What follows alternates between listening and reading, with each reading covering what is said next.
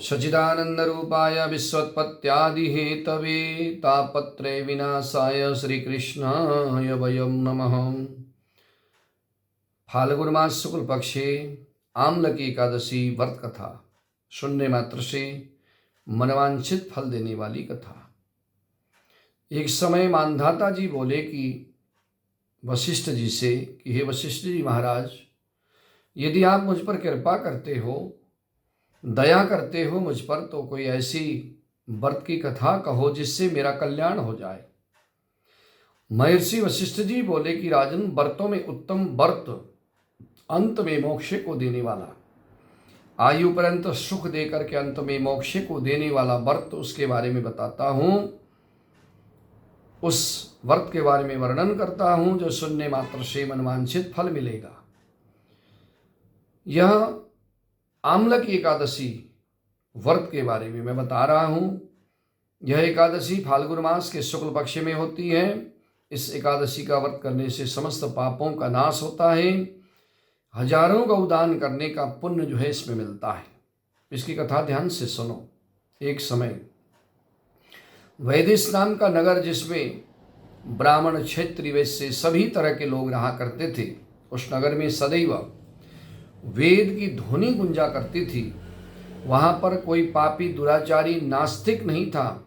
सभी जो है वहाँ पर धार्मिक लोग रहा करते थे।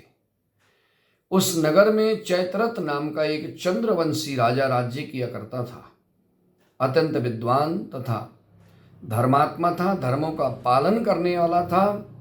और इस तरह से उस नगर में कोई भी व्यक्ति दरिद्र या कंजूस नहीं था। सभी नगरवासी भगवान विष्णु की भक्ति करते थे और एकादशी का सभी लोग जो है व्रत किया करते थे। एक समय फाल्गुन मास के शुक्ल पक्ष की आम्ल की एकादशी आई।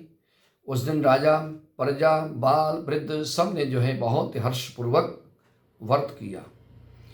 राजा अपनी प्रजा के साथ मंदिर में जाकर के पूर्ण कुंभ स्थापित करके धूप, दीप, नैवेद्य, पंचरत्न, पंचपल्लव आदि से आंवले का पूजन करने लगे और इस प्रकार से स्तुति करने लगे कि हे धात्री, धात्री जो है आंवले को कहते हैं, तुम ब्रह्म स्वरूप हो, तुम ब्रह्मा जी के द्वारा उत्पन्न हुए हो और समस्त पापों का नाश करने वाले हो, तुम्हें नमस्कार है।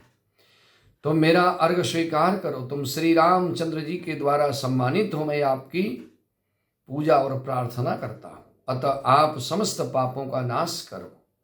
उस मंदिर में रात्रि को सभी ने जागरण किया। उस मंदिर में सभी ने जो है जब बैठकर भगवान का कीर्तन किया तो उस समय वहाँ एक बहेलिया आया जो अत्यंत पापी, दुराचारी था। अपने कुटुंब का पालन जीव हत्या करके किया करता था। भूख तथा प्यास से अत्यंत व्याकुल वो बहेलिया जागरण के समय में मंदिर के कोने में बैठ गया और भगवान विष्णु तथा एकादशी के महत्तम की कथा को सुनता रहा, जागरण का कीर्तन सुनता रहा। इस प्रकार अन्य मनुष्यों की भांति उसने भी सारी रात जो है वहाँ पर जग करके व्यतीत की।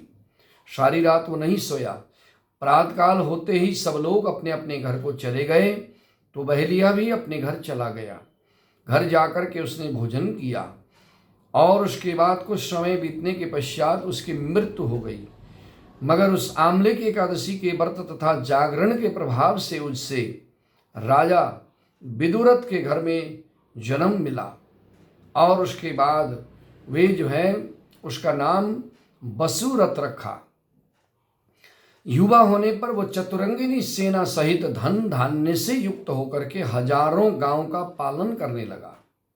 तब वो तेज में सूर्य के समान था, कांति में चंद्रमा के समान था, वीरता में भगवान विष्णु के समान, क्षमा में पृथ्वी के समान।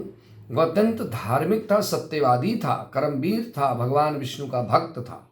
वो प्रजा का पालन जो है पुत्रवत किया करता था। दान देना जो है उसका नित्य का कर्म था। सत्पुरुषों का संग करता था और जो है सज्जनों की सेवा किया करता था। साधु महात्माओं का, ब्राह्मणों का आदर किया करता था। एक दिन राजा शिकार खेलने के लिए गया, क्योंकि राजा लोग शिकार किया करते थे। जंगल में गया तो देव योग से मार्ग भूल गया और दिशा ज्ञान ना होने के कारण दिशा भूल गया तो उसके बाद वो एक वृक्ष के नीचे, उसी वन में वृक्ष के नीचे जाकर सो गया। थोड़ी देर बाद पहाड़ी मलेच्छ वहां पर आए। पहाड़ी मलेच्छों ने राजा को अकेला देख करके मारो मारो मारो, इसको मारो शब्द कहते हुए राजा की ओर दौड़ पड़े। मलेच्छ कहने लगे कि इसी दुष्ट राजा ने हमारे माता पिता पौत्र आदि को संबंधियों को मारा है, देश से निकाला है, इसको मारो। अतः इसको अवश्य ही मारना चाहिए, हमें जीवित नहीं छोड़ना चाहिए। ऐसा कह करके मलेच्छ उस राजा को मारने के लिए दौड़ते हैं। अनेक तरह के अस्त्र शस्त्रों से जो है उसके राजा के ऊपर प्रहार करते हैं, परंतु उसके अस्त्र शस्त्र राजा के ऊपर गिरते ही नष्ट हो जाते हैं और इसके बाद राजा को जो है पुष्प के समान वो प्रतीत होते हैं। और उसके बाद जो है वे अस्त्र शस्त्र जो मलेच्छों ने राजा के ऊपर चलाए, उल्टा ही जाकर के मलेच्छों के ऊपर ही उन शस्त्रों ने प्रहार किया। मलेच्छ जो है बेहोश होकर के गिरने लगे। उसी समय राजा के शरीर से एक दिव्य स्त्री प्रकट हुई, बहुत ही सुंदर, जिसके आंखों से अग्नि निकल रही थी और उसके बाद देखने में जैसे दूसरे काल के समान प्रतीत हो रही थी। और वो इसने जो है दौड़ करके मलेच्छों को जो है मार गिरा दिया। कुछ बचे हुए उसके डर से जो है भागने लगे। जब राजा सो करके उठा, मलेच्छों को मरा हुआ देख करके इन मेरे शत्रुओं को किसने मारा, बड़ा आश्चर्यचकित होगा, तो इस वन में मेरा कौन हितैषी है, सोचने लगा। ऐसा विचार कर ही रहा था कि उसके कानों में आवाज आई, आकाशवाणी हुई, राजन, इस संसार में भगवान विष्णु के अलावा तुम्हारा और कौन हो सकता है, तुम्हारी सहायता करने के लिए भगवान नारायण के अलावा और कौन आ सकता है। जब ऐसी आकाशवाणी हुई, उसके कानों में आवाज पड़ी, सुन करके राजा जो है बड़ा खुश हुआ और जो है अपने राज्य में चला गया, सुखपूर्वक राज्य करने लगा और वहाँ जो है भगवान विष्णु की भक्ति में जो है तल्लीन रहने लगा। दिन रात भगवान विष्णु की भक्ति करता था, एकादशी का व्रत किया करता था। महर्षि वशिष्ठी जी कहने लगे कि राजन, आमले की एकादशी का व्रत जो है बहुत पुण्यमयी व्रत है। इसी व्रत के प्रभाव से उस राजा की मलेच्छों से रक्षा हुई।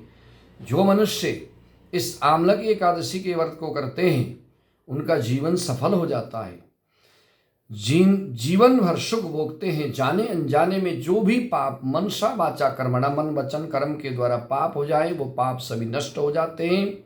आयु पर्यंत सुख भोगते हैं, रोग व्याधि बीमारियां हमेशा दूर रहती हैं और अंत में भगवान के धाम को प्राप्त होते हैं। इस एकादशी के व्रत की कथा को सुनने मात्र से हजारों गौदान करने का पुण्य मिलता है, सुख और समृद्धि की प्राप्ति होती है। आनंद कंद भगवान की जय हो, विष्णु भगवान की जय हो, आम्ल की एकादशी महात्म की जय हो।